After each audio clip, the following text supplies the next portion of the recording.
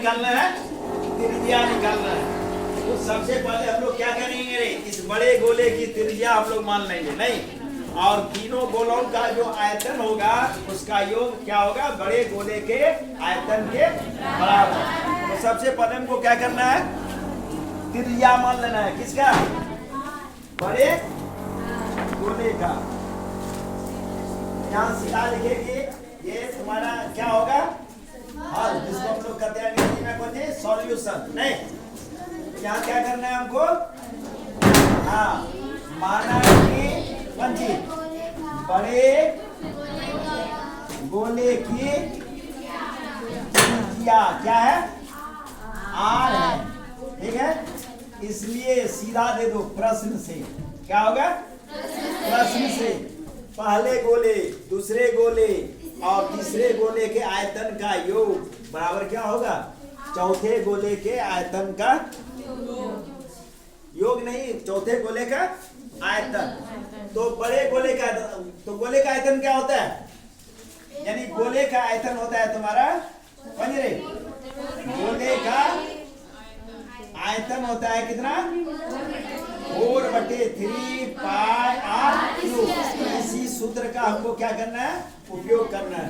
तो पहले की त्रिज्या कितनी है, 6, यानी यहाँ क्या हो जाएगा, 4/3 इंटू पाई और क्या होगा 6 का क्यूब प्लस यहाँ क्या होगा 4/3 पाई और 8 का क्यूब और प्लस कितना हो जाएगा 4/3 पाई और 10 का क्यूब बराबर यहाँ क्या होगा 4/3 और इधर क्या होगा पाई और इधर क्या हो जाएगा आर क्यूब, ठीक है।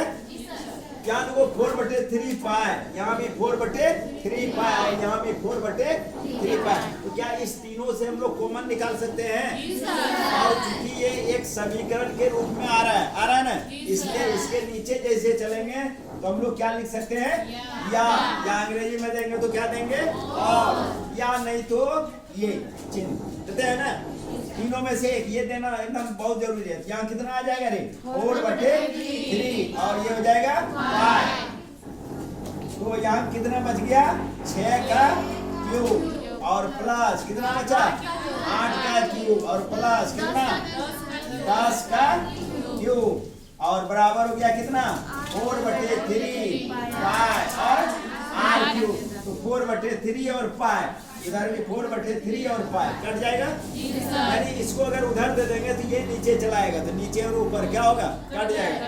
इसलिए सेम चीज यहाँ भी है और सेम चीज इधर भी है, तो हम लोग इसको क्या कर सकते हैं, हटा सकते हैं। अब चलो इसका क्यूब निकालो, तो 6 का क्यूब कितना हो जाएगा 6 गुना 6 36, 36 गुना 6 कितना 216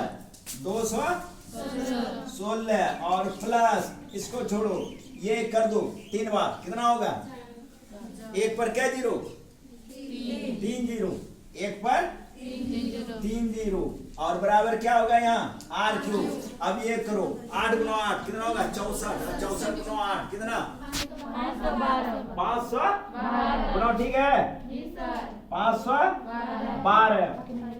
फिर यहाँ जोड़ दो, अब तुम कितना हो जाएगा 6 और 2 8, यहाँ 100 लिखा गया रे, यहाँ कितना होगा 1000, तो 6 और 2 8, अब फिर क्या होगा 1 और 1 2, अब 5 और 2 7, ठीक है, और फिर कितना होगा 1 और बराबर क्या हो गया आर क्यूब। अब 1728 का क्या निकाल लो, पूर्णखंड निकाल लो, कितना होगा 1700 कितना 28, 2 से लो 2 8 16, 1 और 2 हो गया 2 6 12, 2 चौके 8, फिर 2 से करो कितना होगा 2 चौके 8, 2 3 और 2 7, अब कितना से कटेगा